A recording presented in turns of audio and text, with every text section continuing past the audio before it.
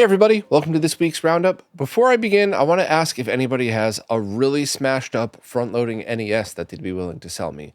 The more damage, the better, including the motherboard. The motherboard could even be smashed. Maybe something that you were walking across the room, tripped and fell, and your elbow went all the way through. Basically, as long as the CPU and PPU are still physically okay, then that's really all that matters, and the more damage, the better. And for the record, I have absolutely no desire to smash anything myself. The whole point of this video that I'm helping out with is about restoring stuff, not smashing it.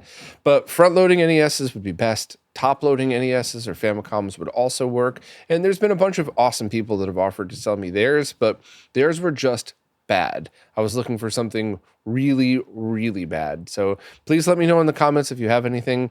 If not, that's totally cool. Thank you anyway. But anyway, I guess let's just jump in and see what we got.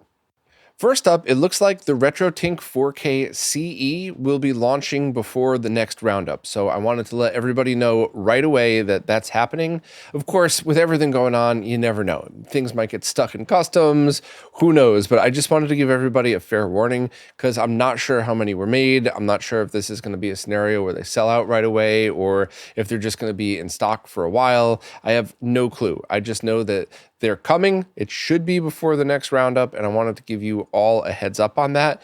I did that launch video for it when it was officially announced. I've been using it here. I have another video coming up this week that's really selfish because it's mostly about how I love using my RetroTINK CE or 4K, but hopefully you all will like it too. But yeah, if you want any of the details, it's all just right here. Links to everything. And once again, I will post all over social media and of course on RetroRGB once it's actually for sale, but look for it before the next Roundup unless something crazy happens. So just wanted to give everybody a heads up. Sega Saturn developer TZMWX just announced an ODE switcher that should be compatible with basically all optical drive emulators. And the purpose of this device is to allow you to simply switch between using the original optical drive or the optical drive emulator. And this is done simply by ejecting or inserting the micro SD card, which obviously that has some ups and downs, but overall I think this is really, really cool. This project has just been announced, it's not up for sale, and I'm not really sure when or how it's going to be up for sale as well. It could be a scenario like the Saru where you have to do your own research and figure out what sellers are actually making it properly and which are just slapping together low quality parts and selling it. Who knows? But the fact that this thing is being worked on and should be out relatively soon is really awesome because there's just so many people I know, including myself, that don't want to lose functionality of a console unless you already have a dead CD-ROM drive or something like that. But overall, I just think most people would want to keep using their discs, even if they mostly just use their ODE. There's videos in here showing exactly what to expect and what it looks like, and there are just a couple of shortcomings. The first one that I already mentioned is that to toggle between the ODE and this, you eject the micro SD, which could put some wear and tear on the mechanism or the micro SD card. But overall, I don't think that's a bad thing. Also, the compatibility with the mode is going to have to be through some kind of external adapter because you physically can't fit the mode and the ODE and this. So you'd have to mount the mode on the outside, which might still be something that might interest people because you never know. I mean, the mode's expensive and it does work on multiple things. So maybe there's a bunch of people out there who are already switching their mode between the Dreamcast and Saturn. I don't know with that one, but it's definitely compatible with basically everything else. And it just looks like a really cool piece of hardware. So this is something that we'll keep everybody updated on. We'll keep everybody updated on which sellers that are so far would be tested and made sure that they've been made properly. But check out Dave's post for all of the info. And overall, I just think this is really awesome. And I really hope we get more stuff like this for other ODEs so we can retain the original functionality of our consoles. Next up, Bitmap Bureau have just announced a new game called Terminator 2D No Fate, which is a retro-inspired 2D side-scroller that is officially licensed, and it is really looking to be an awesome Terminator game. Now, the game is going to be launching this September on Switch, PS4, PS5, Xbox, and PC. There's currently a pre-order page for physical editions that would ship right then as well, and Interestingly enough, there's also a making of video that I thought was very cool. And one of the things that stood out to me is they said that they wrote their own game engine in order to make this game. And the engine was built with porting in mind. So part of that is obviously to make it easier to port to the different modern platforms. But they also said that tool that they created is what helps them port their games to different retro platforms as well. So if you think of Xenocrisis, it got released on a ton of retro platforms and it performs very well on all of them as well. So this is one of those things that, I think the game is going to be pretty awesome and I'll probably pick it up on the Switch anyway, but I have a feeling the actual retro versions are going to be really exciting as well. So there's no info on which will be releasing at what time, and it could be a situation like Xenocrisis where just as the years go by, they're able to port more over. But we'll keep everybody posted. This is definitely something that I think a lot of people listening would at least be interested in watching the short announcement trailer. And we're all nerds listening to this, so I bet you'd like the pretty short but awesome making of video as well. And once again, if you want to pre-order physical editions, the link is right there to do so. The English translation of the Sega Saturn game Princess Crown just received another update by developer EAD Master. I'm probably pronouncing that wrong. My apologies. But there seems to have been a lot going on. Now, the Shiro crew last covered the translation patch back in January. There was also another release since then. And this one has a bunch more stuff added to it. First, the developer has gotten some help from the patch's latest improvements, and also the resolution of the game was increased to 352 from 320, which, if you know anything about the Saturn, it supports a couple of resolutions, some of which are a little bit odd. But if you're watching this on video, you could see the animated GIF here that shows how much more screen space was added to the game by allowing this to happen. So this is pretty awesome because not only obviously then this is not just an English translation patch, but an enhancement of the game, which we've seen a lot in the Saturn community. So many amazing devs doing awesome stuff like that. So if you had any desire to play this game, now the fan translation's coming along really well, along with a bunch of different enhancements. So please check out Dan's post if you want any more info. And, thanks to all of the people who contribute to stuff like this, because it's just really cool to see it happen. Marco Retro just posted another video in his downscaling series, this time about the Mecumsoft XRGB 3, which was the predecessor to the FrameMeister, which many of us probably at least know what that is. And the conclusion is the same as a lot of the other analysis Marco's done, in that if you already own one of those and you would like to try using it for downscaling, go for it. Watch his video, check out everything that you need to know, but this is definitely not a hidden gem that you need to go try to hunt down and find. Some of the more modern options, like especially the OSSC Pro, but GBS Control and others, are going to be definitely better overall for all of this stuff. However, I was really fascinated to watch this, and to, honestly, all of Marco's videos, because I had been wondering a lot of this stuff over the years as well. I'd seen a couple random posts on Shmups back in the day about, oh, you could use this to downscale too, and I always wondered how these compared to the other options. And with everything else I had going on, I just didn't have the time, especially not the budget to do this.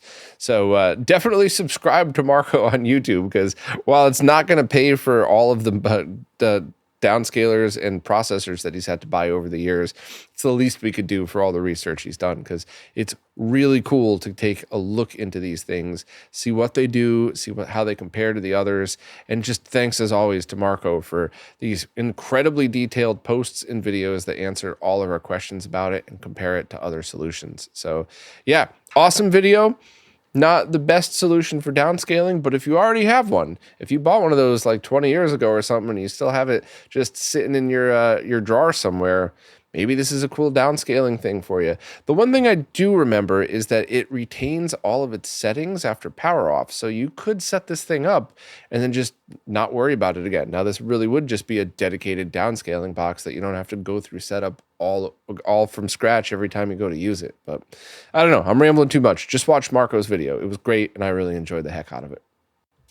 Tito from Macho Nacho Productions just posted a video showcasing the installation and performance of the RetroGEM digital-to-digital HDMI kit and its new version that works on the GameCube.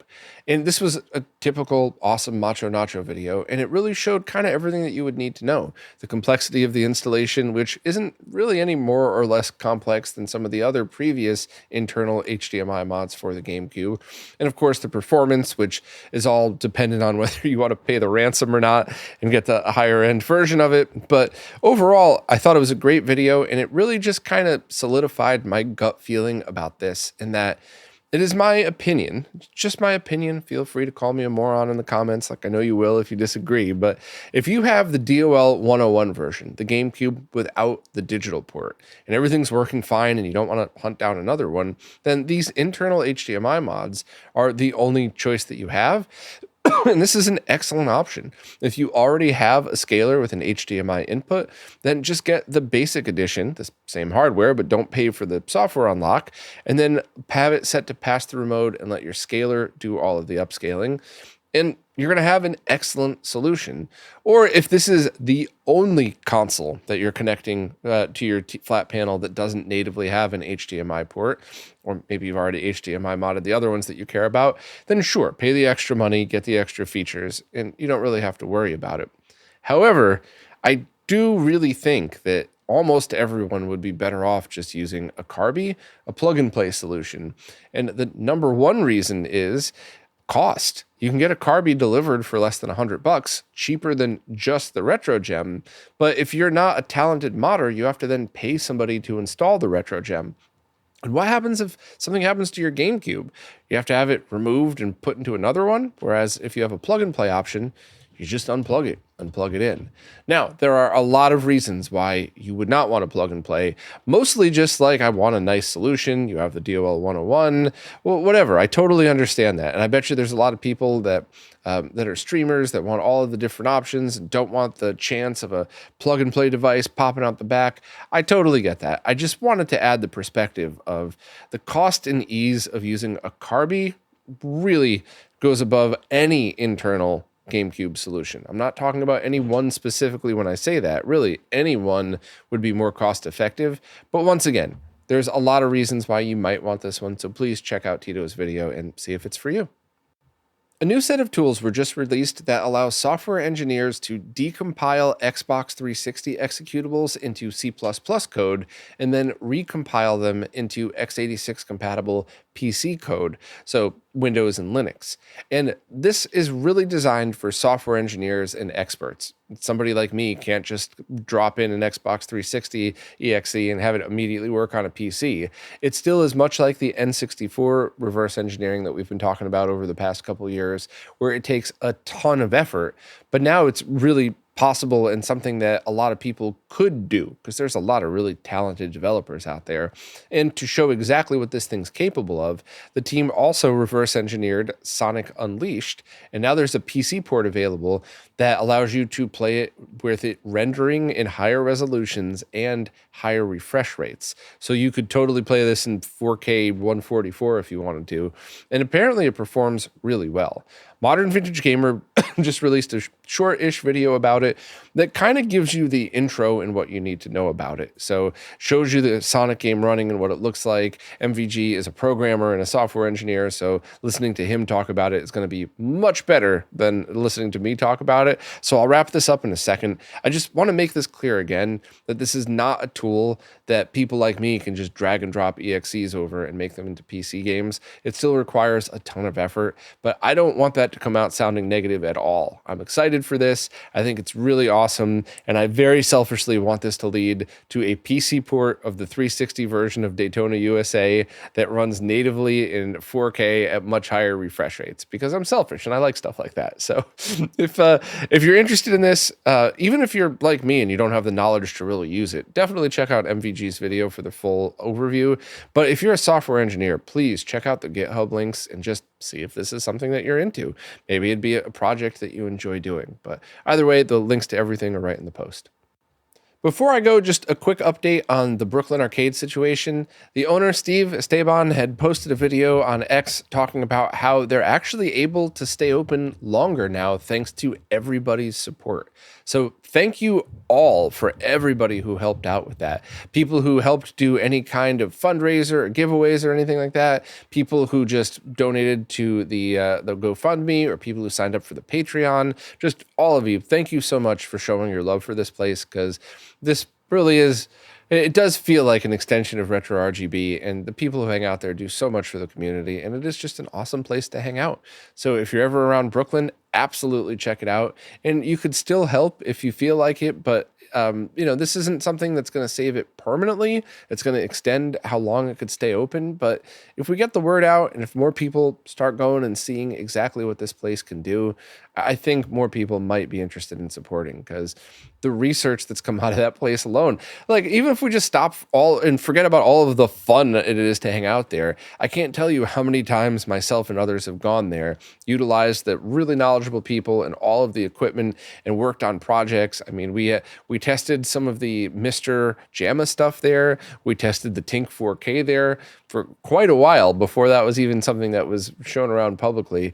So this, this is a very cool place with good people that hang out there. So thank you to everybody. And, if you feel like showing some more generosity, thank you as well. I rock my Brooklyn Video Games, Brooklyn Arcade shirts all the time in summer. So I'm happy to grab another one. But I hope this place could stay open a little bit longer, and, maybe we could at least get it into next year.